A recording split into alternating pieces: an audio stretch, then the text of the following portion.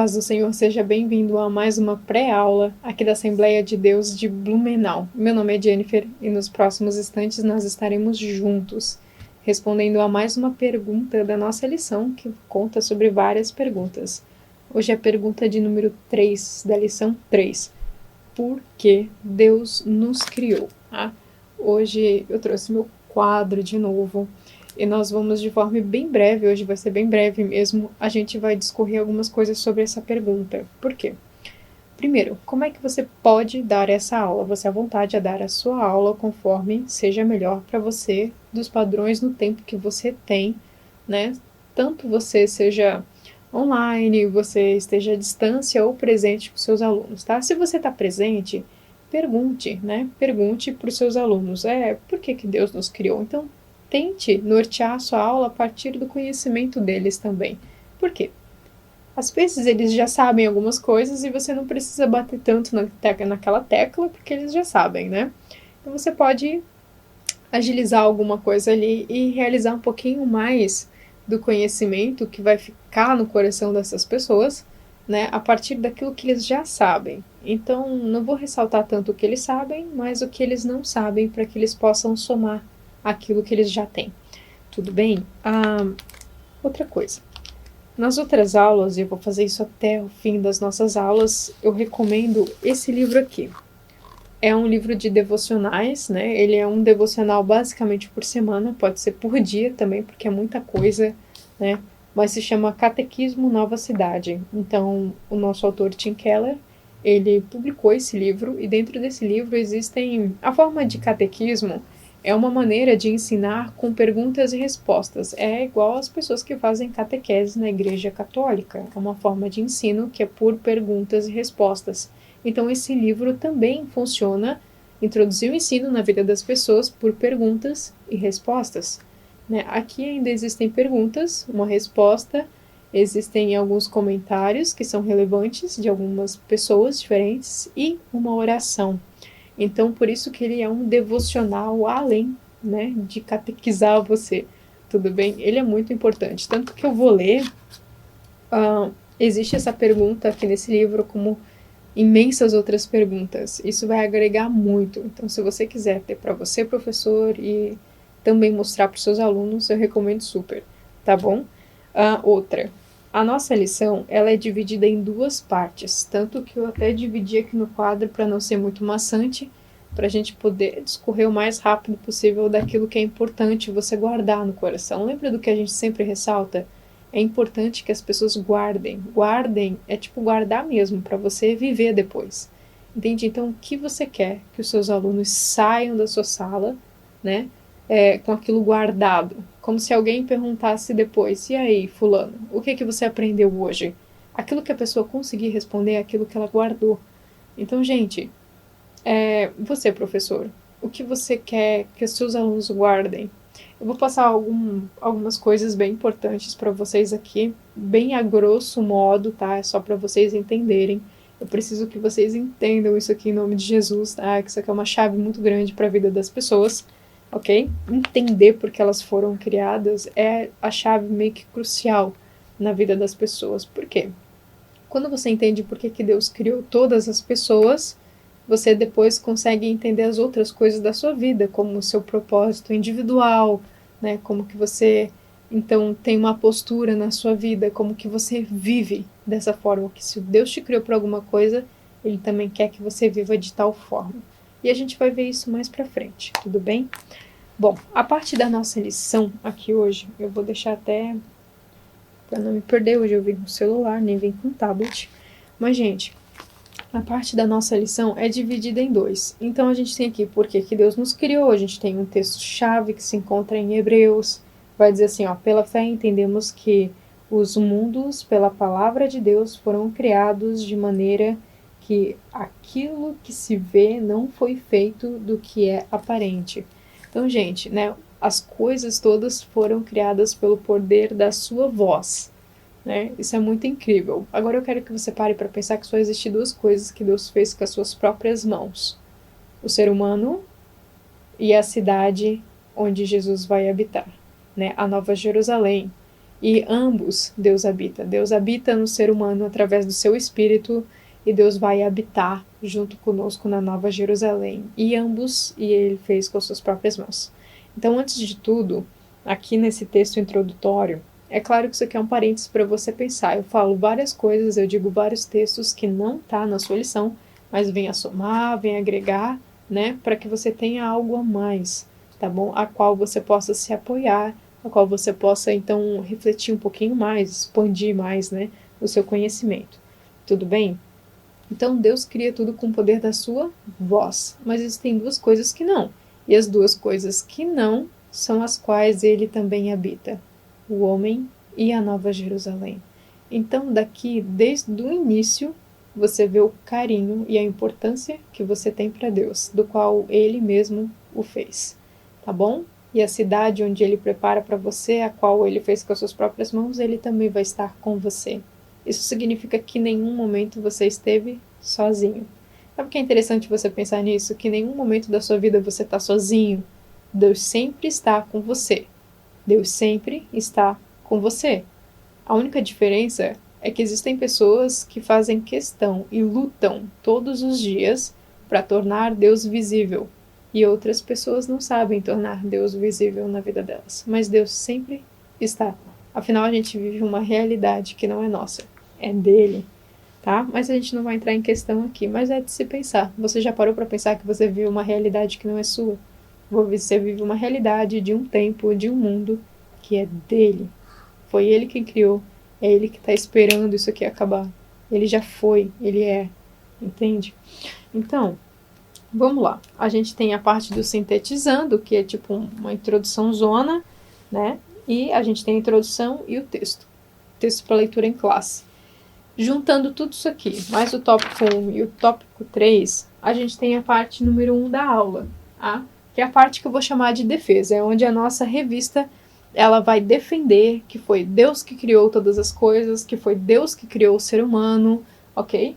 Então essa é a parte da defesa, onde ela vai até discorrer um pouquinho ali sobre o evolucionismo, que a gente não veio, né, de uma explosão do Big Bang, que foi formando moléculas, né, que a gente não veio, né, o ser humano do macaco que foi se evoluindo. Então vai trabalhar mais ou menos isso aqui, uma parte da lição, bem puxando bem para a Bíblia, tá? Não mesmo para a teoria, mas vai citar. Eu li ali e vi o materialismo assim também, tá? A questão da matéria e tal. O que você pode fazer se você quiser realmente ressaltar essa questão na sua aula, tá? Você pode procurar individual, o que é o evolucionismo, o que é o materialismo. Acho que tem até mais uma opção aqui, que agora eu não achei. Mas você pode ver as opções que existem que barram. Isso é título de conhecimento, tá? Talvez você não deva prestar tanta atenção isso na sua aula, até porque você tem 30 minutos, 40, uma hora, né? Às vezes, no tempo de pergunta, com tempo de oração, com tempo de louvor, você tem menos ainda. Então, você vai dar, assim, um vislumbre ali nessa questão, tá? E você vai defender, é o que a sua lição vai fazer, ela vai defender a questão de que Deus é o Criador, Ele criou todas as coisas assim como eu e você. Tudo bem? A parte 2 da nossa aula, como você pode ver, é o que a gente vai trabalhar até o final, tá? E a parte mais interessante da aula, aquela que, em nome de Jesus, eu gostaria que você guardasse no seu coração e vivesse isso com todas as suas forças, tá bom? Esse entendimento aqui é uma chave que faz você viver de tal forma. Engraçado que, às vezes eu fico encantada como a Bíblia não está separada nada de nada, né?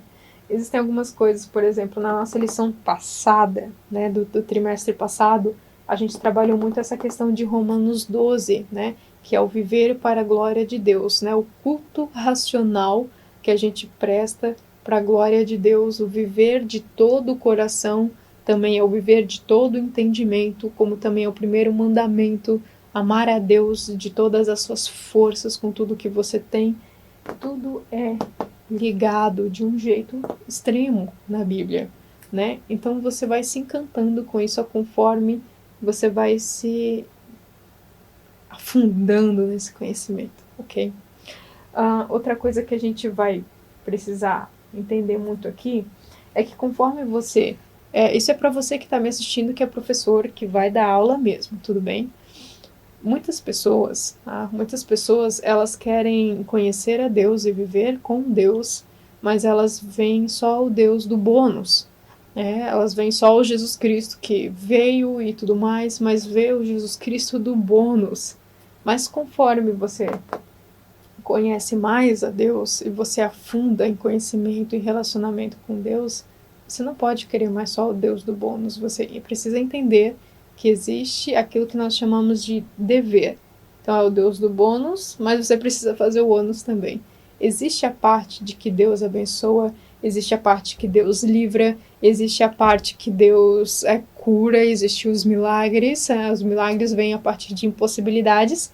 Às vezes você está precisando de uma bênção, não de um milagre. Às vezes as pessoas se confundem muito com isso e vivem tudo errado, né? Mas existe a parte que é para mim, ainda mais daquilo que Deus pode fazer, das bênçãos, ainda mais do que aquilo ele pode me livrar, me curar, sabe? Me resgatar de algum lugar. Ainda mais do que tudo isso, o maior resgate que ele já fez, não precisa nem fazer o outro, né? Foi ele ter dado seu próprio filho. Mas, gente, o sacrifício de Cristo na cruz é a suficiência que a gente vai falar aqui, tá certo? E é a satisfação que nós devemos ter.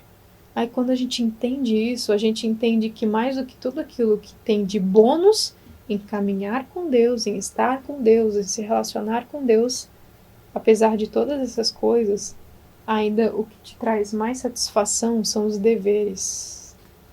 São os deveres. Por quê? Você não tem... O que é dever na sua vida? Tá? É ter um relacionamento com Deus. Como? Você tem uma vida de oração, uma conduta, né? Uma conduta que seja boa, né? Um relacionamento com as pessoas, com o próximo. Então, existem muitas coisas na sua vida que vai mudar você, tá certo? E essas coisas você precisa ter disciplina, tá? Por que disciplina? O que a disciplina faz na sua vida? A sua disciplina, ela mantém uma continuidade na sua vida, tá? Porque nem sempre você vai estar com vontade de orar, você nem sempre vai estar com vontade de ir no culto, de ir num ensaio, de ir não sei aonde, nem sempre você vai querer ler a Bíblia, nem sempre você vai querer nada, entendeu? Mas porque você é um ser disciplinado, você entende que a sua satisfação está no dever também. No dever de buscar e se relacionar, aí você se sente preenchido, você se sente em paz, tá? Mas vamos montar isso tudo aqui na nossa aula, tudo bem? Então, a primeira parte é isso aqui, que você vai dar um vislumbre para cada um, tá? Se você vê que alguém está se passando, não deixa se passar muito, porque depende, algumas pessoas, talvez não numa classe de 15 a 17 anos, porque talvez, né, não seja mais muito, já ouviram muito isso na escola, mas se fossem turmas menores, ia ter muito comentário até, mas eu acho que também tem, tá bom? Mas já que a questão do nosso livro, existe a pergunta assim, como e por que Deus nos criou? É o que a gente vai responder aqui, como e por quê. O propósito é o porquê, tá?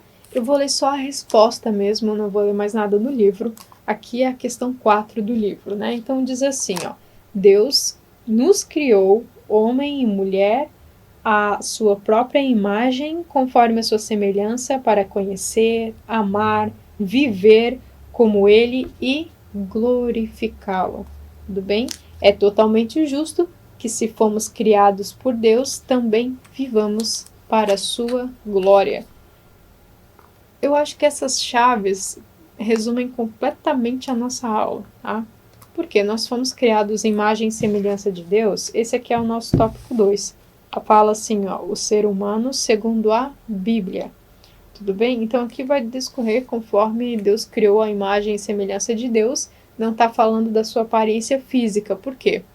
Deus não é carne e osso, Deus não é um homem, Deus é um ser espiritual. Então, conforme Deus não criou a gente conforme a imagem dele, porque ele é um espírito.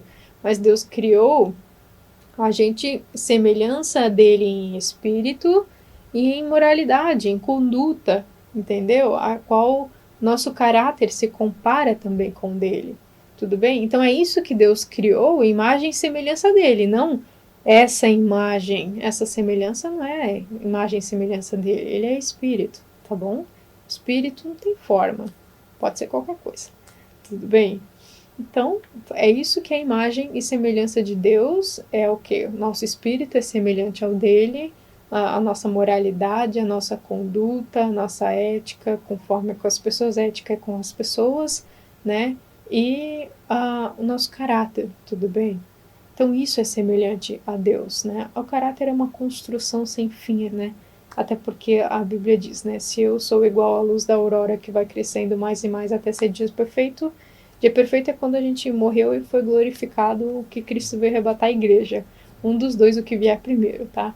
Mas então, enquanto aqui na Terra, enquanto terrenos, a gente nunca vai ser dia perfeito. A gente só vai crescendo mais e mais. Ok? Então, a questão número 2, né, da nossa lição é justamente essa, você ressaltar o que é parecido com Cristo em imagem e semelhança dele.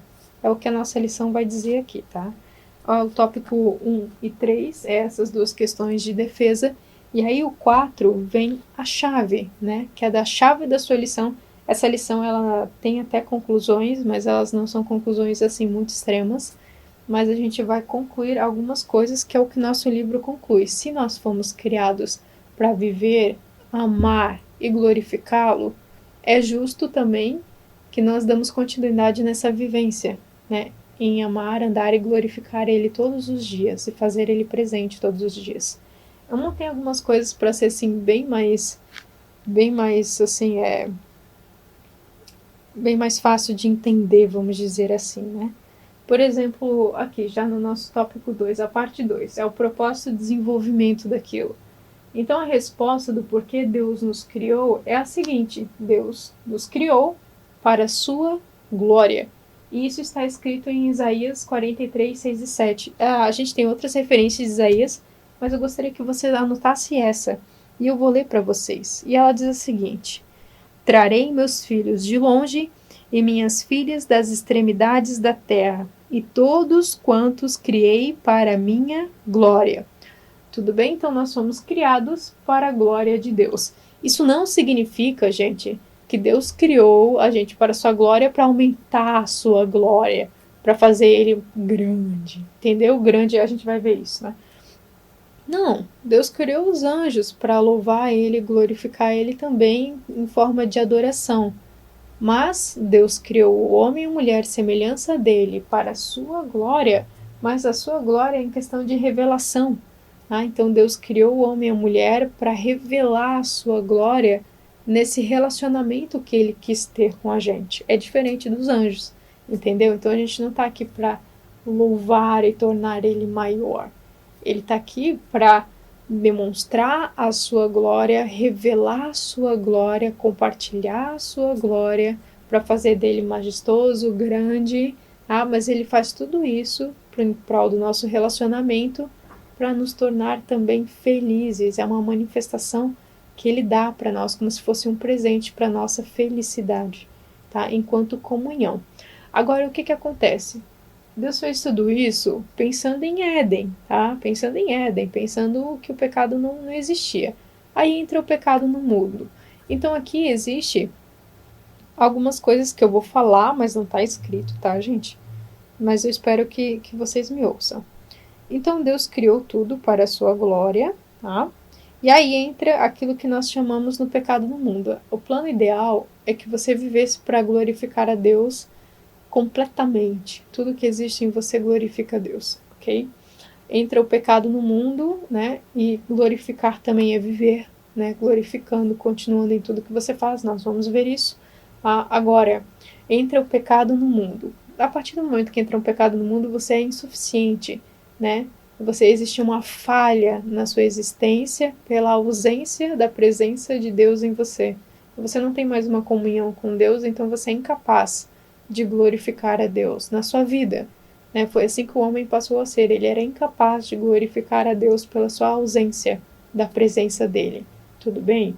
Então, Deus manda Jesus Cristo, seu Filho único, para restaurar toda essa condição do ser humano, da sua falha, sua incapacidade de glorificar a Deus. Ele restaura o ser humano e a partir dessa restauração, agora o homem, né, com novas condições, ele é capaz novamente de viver para glorificar e agradar a Deus, eu ainda acho com um super bônus, que é tendo o próprio Deus, através do seu Espírito, habitando dentro de você, restaurando, regenerando a sua situação toda. Tudo bem? Então você passou por uma restauração fantástica e agora você é habilitado de novo a ter a revelação da glória de Deus em você e viver também para a glória de Deus. Tudo bem? Então, e ainda no final das contas, né, na consumação de todas as coisas, ele ainda vai revelar mais um pedaço da sua glória, né, que é a glória eterna de Deus, que essa ainda a gente particularmente não conhece por inteiro, como nada que a gente conhece por inteiro ainda. Tudo bem? Então, fantástico. Então, Deus não nos cria a gente para aumentar a sua glória, nem nada disso. Essa etapa da restauração, tá? Agora, existe a outra coisa que nosso livrinho aqui falou. Ele falou assim, se nós fomos criados para a glória de Deus, é justo que nós também vivamos para a glória de Deus. E é isso que entra, né, o que significa que a gente pode abrir em 1 Coríntios 10:31, que vai estar escrito exatamente assim: quer eu coma, quer eu beba, quer comais ou bebais, né, tanto faz como está na sua Bíblia, né, ou tudo quanto eu faça, seja tudo quanto eu faça para a glória de Deus. Então existe um dever aqui, você deveria gravar essa palavrinha, dever. Então existe um dever aqui, né? Claro, eu fui criado para a glória de Deus, através de Jesus Cristo restaurou minha situação do pecado para eu poder continuar vivendo para a glória de Deus, ok? E agora eu tenho um dever, que é prosseguir todos os dias, continuando andando para a glória de Deus. Então nós sabemos que o propósito de Deus fazer todas essas coisas, além de ter criado você para a glória de Deus, é que todos os dias ele revela a glória de Deus através de você, tá? Então, Deus, é como se você fosse um outdoor da glória de Deus. Deus revela a glória de Deus, né? Para magnificar a glória de Deus, para exibir a sua grandeza. Então Deus exibe a sua grandeza tudo através de você, entendeu? Então você pode se tornar visível, as pessoas veem isso em você, as pessoas veem essa revelação da glória de Deus em você, a majestade de Deus em você, você pode ver essa exibição da grandeza de Deus em você, tudo bem? E aqui a gente encontra, até marquei aqui no quadro, uma pergunta-chave que você pode deixar para os seus alunos, aqui eu vou deixar para você, tá? Como eu posso? Como eu posso? Pensando a título de Coríntios 1, tá? Então, como eu posso comer para a glória de Deus? Como eu posso levar meus filhos para o colégio para a glória de Deus? Como eu posso trabalhar para a glória de Deus? Como eu posso ir à igreja para a glória de Deus? Como que eu posso varrer a casa para a glória de Deus? Como que eu posso comprar e comer uma pizza para a glória de Deus? Como que eu posso ir para um jogo de futebol, né? Ou sei lá, o que você pratica para a glória de Deus? Então, seja tudo quanto eu faço para a glória de Deus? Essa é a questão chave de tudo isso, porque Deus te deu um dever também, além de ter criado para a glória de Deus, você vive também para essa glória de Deus. Tudo está ao redor da glória de Deus, entende? Então, a resposta certamente seria que ao nós confiarmos em Deus, nós mostramos que Ele é confiável, né? Então nós mostramos que Ele é confiável todos os dias, sempre pensando, nós somos aquelas criancinhas e Ele é o Todo-Poderoso que mantém. Ele é o Todo-Poderoso que revela, Ele revela a sua majestade, Ele revela a sua glória. E nós sabemos de tudo isso, nós mostramos que Ele é grande. Mas nós só não mostramos que Ele é grande na nossa vida, que Ele é visível, que Ele é o Todo-Poderoso, que criou nós para a sua glória, para nos fazermos felizes.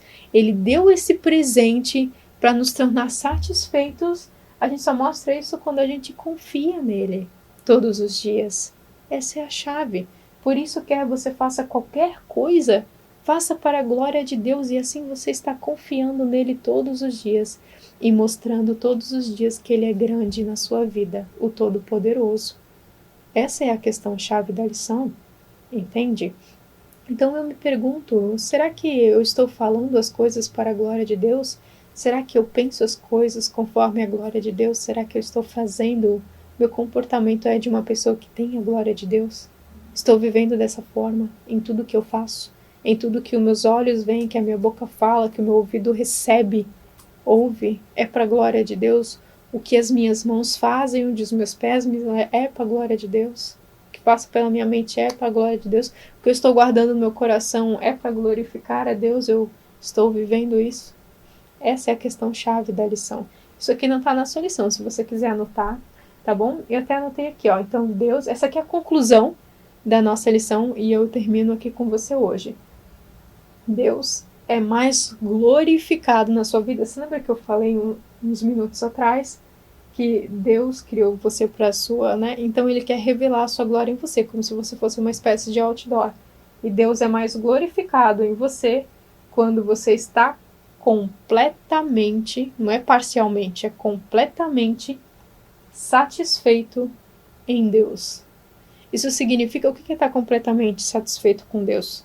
Estar completamente satisfeito com Deus significa que Ele é a prioridade da sua vida. Ele é o número 1, é Ele que importa, é as coisas dele que importa, é o reino que importa, é o que Ele tem para você que importa, é o que Ele pediu para você que importa, é o que Ele negou para você que importa.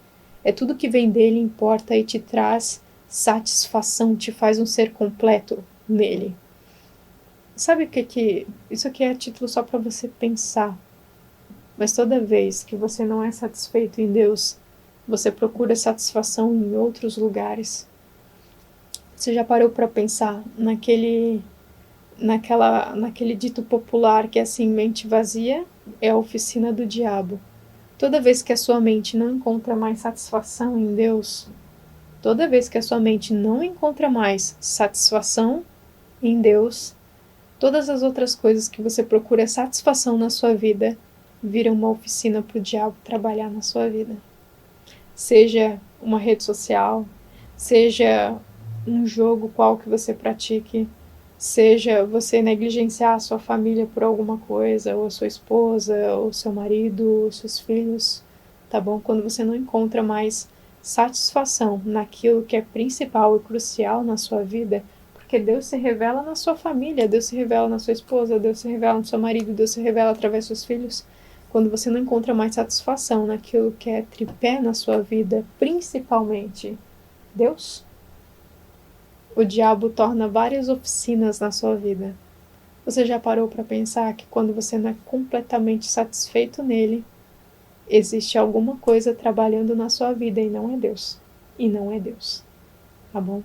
Então, em nome de Jesus, ore em casa, reflita em casa para saber se a tua vida está em ordem conforme a satisfação de Deus. Entregue isso para os seus alunos, tá bom? Boa aula para vocês. Aqui eu deixei até Romanos 12, se você quiser meditar um pouquinho em casa, né?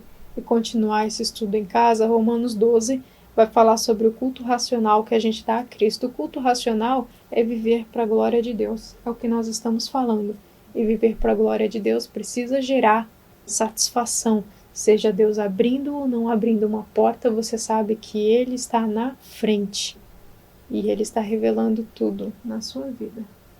Ok? As pessoas podem ver a grandeza de Deus através de você. Se não, dá uma pensadinha. Porque se a gente não vê a grandeza de Deus em você, a oficina do diabo mostra aquilo que ele está construindo e não é a grandeza de Deus, não. Tá certo? Então fique com Deus em nome de Jesus. Tenha uma aula excelente. Seja totalmente transformado pelo Espírito Santo. Dê uma aula com Ele. Seja com Ele, porque Ele sempre é com você. Torne Ele visível na sua vida. Em nome de Jesus. Amém.